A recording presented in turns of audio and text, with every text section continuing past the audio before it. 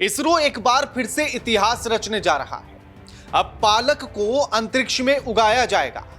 नमस्कार, मैं आपके साथ के राणा, इंडिया 27 देख रहे हैं आप। अगर आपको पालक का पनीर, पालक का साग, पालक की सब्जी अगर पसंद है तो अब सोचिए कि अगर आपकी सब्जी अंतरिक्ष से उगकर आने लगे तो क्या होगा। इस बात पर भी चर्चा करेंगे, लेकिन इसी के साथ अब भारत का अंतरिक्ष संस्थान एक और कदम आगे बढ़ा रहा है और एक और इतिहास रचने जा रहा है। इसरो 30 दिसंबर को एक और ऐसा कारनामा करने जा रहा है जिससे भारत चौथा देश बन जाएगा दुनिया में जो इस कारनामे को कर रहा है या जिसने ऐसा कारनामा कर दिया है। भारत के कारनामों में 4 चांद और दुनिया के पटल पर भारत अग्रिम पंक्ति में उन 4 देशों के साथ खड़ा हो जाएगा।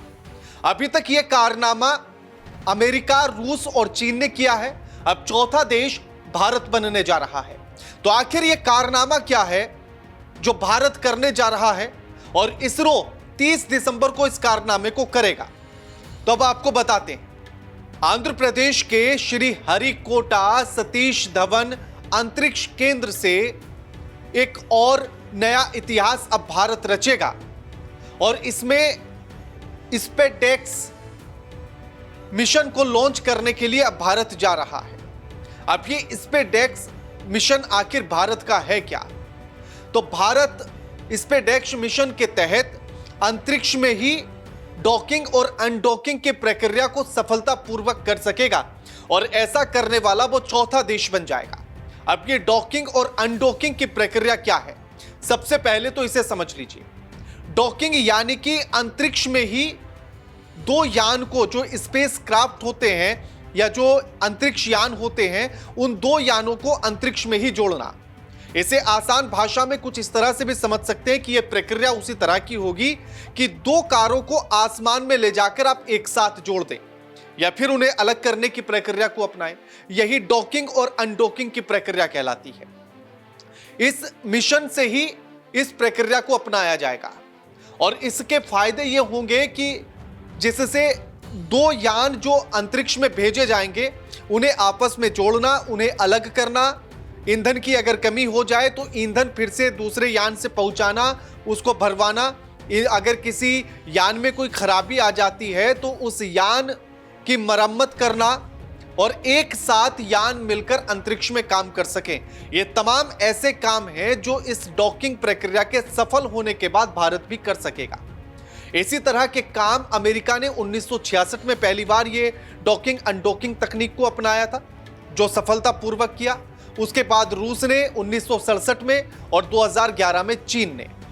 और ये तीनों देश अपने अंतरिक्ष स्टेशन भी अंतरिक्ष में बना रहे हैं और इसी प्रक्रिया के तहत बना रहे हैं। अब इसी में एक और बात यह भी कि आखिर क्या भारत पालक को भी अंतरिक्ष में उगाएगा और उगाएगा तो उसकी प्रक्रिया क्या होगी और उसी के साथ आखिर उसका लाभ क्या मिलने वाला है, इस पर भी बात करेंगे। अब सबसे पहले तो यह समझिए कि 30 दिसंबर यानी कि सन 2024 के आखिर में यह एक और बड़ा कारनामा भारत करेगा। 30 दिसंबर को रात के समय यहां से स्पेसएक्स मिशन को लॉन्च किया जाएगा और जिसमें 2 यान अंतरिक्ष में भेजे जाएंगे। 200 किलोग्राम के ये रॉकेट जो है वो भेजे जाएंगे। PSLV C60 स्पेसएक्स मिशन के साथ में इसको लॉन्च किया जाएगा और जैसे ही इस मिशन में भारत कामयाब होता है तो चौथा देश डॉकिंग और अनडॉकिंग टेक्नोलॉजी के लिए चौथा देश बन जाएगा जो इस तकनीक का उपयोग कर रहा है या जो इसमें सफल हो गया है। PSLV C60 rocket SpaceX mission के जरिए और उसके साथ 200 किलोग्राम के 2 स्पेसक्राफ्ट लेकर जाएगा और जिसमें इन दोनों के जो नाम होंगे, दोनों एयरक्राफ्ट के, उसमें एक का नाम चेंजर और एक का नाम टारगेट रखा गया है। अब ये दोनों में क्या होगा कि ये दोनों रिसर्च और डेवलपमेंट में हेल्प करेंगे और इनके साथ यानी कि इनके भीतर 24 पेलोड हैं। चेंजर और टारगेट के पास यानी कि उनसे जुड़े हुए उनके पास 24 पेलोड है और जो पृथ्वी से 700 किलोमीटर की ऊंचाई पर इनको डॉक किया जाएगा, इनको जोड़ा जाएगा, इनको रखा जाएगा। और इन 24 में से 14 तो जो पेलोड हैं वो इसरो के हैं, जबकि 10 पेलोड जो हैं वो स्टार्टअप और एकेडमी के हैं। अब इनमें से एक जो पेलोड है वो अमेठी यूनिवर्सिटी के द्वारा बनाया गया है और इसको नाम भी दिया गया है Amethi plant experiment module in space, यानी कि APEMS पेलोड। और यही पेलोड वो है जो पालक उगाने में सहायता करेगा। यानी कि भारत के वैज्ञानिक ये चाहते हैं कि वो अगर अंतरिक्ष में ले जाकर किसी पौधे को लगाएंगे, वहां रखेंगे, तो उसकी स्थिति को वो समझना चाहते हैं कि भारत में कोई भी पौधा किस तरह से धीरे धीरे विकसित होता है और अंतरिक्ष में धीरे धीरे कैसे विकसित होता है, या इस पर किस तरह का असर होता है और किस तरह के परिवर्तन उसमें देखने के लिए मिलेंगे। यह प्रयोग दोनों जगह पर एक साथ होगा, यानी कि पृथ्वी पर भी उसी समय पर एक पौधा यानी कि पालक उगाने की प्रक्रिया अपनाई जा रही होगी और अंतरिक्ष में भी उगाई जा रही होगी। इन्हीं में से जो है एक कैमरा ऐसा भी होगा जो पूर्ण रूप से पौधों की कोशिकाओं को रिकॉर्ड कर रहा होगा और साथ ही जो है LED लाइट्स, जेल के जरिए सूर्य के प्रकाश, पोषक तत्व जैसी अहम चीजें अंतरिक्ष में भी उस पौधे को दी जा रही होगी। कैमरा पौधे की कोशिकाएं, रंग और वृद्धि को रिकॉर्ड करेगा।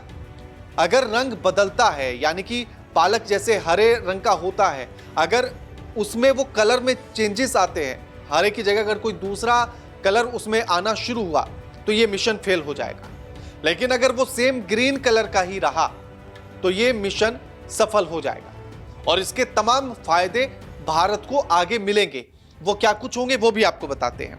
अगर ये सफल हो जाता है तो अंतरिक्ष और पृथ्वी पर कृषि तकनीक को बेहतर बनाने में मदद मिलेगी। भारतीय वैज्ञानिकों की जो लंबी अंतरिक्ष यात्राएं होती हैं उसमें एक अच्छी मदद मिलेगी।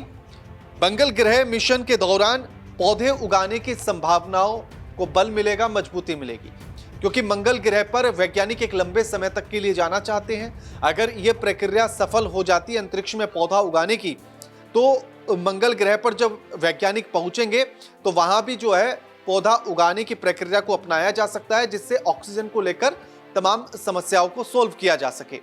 तो पालक उगाने की प्रक्रिया तो यह है, लेकिन इसी के साथ जो डॉकिंग और अनडॉकिंग की प्रक्रिया है वो मैं आपको समझा चुका हूं, लेकिन उसी के साथ ये बड़ी बारीकी के साथ इस काम को करना होगा। अंतरिक्ष में दो यान को जोड़ना इतना आसान नहीं होगा, वहां जोड़ने के लिए बड़ी बारीकी से काम करना होगा, क्योंकि ग्रेविटी फोर्स जो है एकदम जीरो होता है अंतरिक्ष में, और ऐसे में सारी चीजें वहां अगर कोई भी चीज होगी तो बहुत ज्यादा हिलती है, हिलना डुलना बहुत ज्यादा रहेगा। तो ऐसे में दोनों को प्रॉपरली जोड़ना या फिर उन दोनों को प्रॉपरली अलग करना एक कठिन काम होगा। तो जो पेलोड होंगे, यानी कि जो दो पेलोड हैं जिनमें से एक का नाम चेंजर दिया गया है और दूसरे का नाम टारगेट दिया गया है, तो इनमें से जो पहला चेंजर होगा स्पेसक्राफ्ट, पहले चेंजर को दूसरे यान यानी कि टारगेट के पास ले जाया जाएगा और फिर जोड़ने की प्रक्रिया को शुरू किया जाएगा। बारीकी से काम होगा। डॉकिंग के बाद क्या होगा कि दोनों मिलकर काम कर सकेंगे, चाहे वो ईंधन भरने का काम हो, सामान भेजना या वहां से वापस लेकर आना हो, यहाँ से कोई सामान भेजना हो अंतरिक्ष में, तो उन सारी प्रक्रियाओं में ये बड़ा मददगार होगा। मरम्मत करना हो, अंतरिक्ष स्टेशन बनाना हो, लंबी अंतरिक्ष यात्रा के दौरान रॉकेट को अलग अलग हिस्सों में, यानी कि आप मान लीजिए कि हमारे वैज्ञानिक जैसे मंगल ग्रह पर जाएंगे तो वो मंगल ग्रह के किसी एक स्पेस पर होंगे, लेकिन अगर रॉकेट को या स्पेस क्राफ्ट को अगर अलग अलग जगहों पर भेजना है मंगल ग्रह पर ही, तो उनको अलग अलग जगहों पर भेजना, फिर उन्हें वापस उसी जगह पर लेकर आना, उन्हें जोड़ना, उन्हें काम कराना, ये सारी प्रक्रियाएं इसके तहत डॉकिंग और अनडॉकिंग के तहत आसानी से की जा सकेंगी। और भारत के लिए ये जो तकनीक है वो मून मिशन, चंद्रमा से सैंपल लेकर आना, भारतीय स्टेशन बनाने के लिए भी अहम भूमिका निभाएगी। अब ऐसे में भारत इसरो इस कारनामे को 30 दिसंबर को करने जा रहा है। आप अगर इसरो के वैज्ञानिकों को बधाई देना चाहते हैं तो कमेंट करके आप बधाई दे सकते हैं, और भारत के इस कारनामे, इस ऐतिहासिक कदम को लेकर आप क्या सोचते हैं, किस तरह से देखते हैं, कमेंट करके जरूर बताइएगा। वीडियो को लाइक कीजिए, शेयर कीजिए। और चैनल को सब्सक्राइब करना मत भूलिएगा। नमस्कार।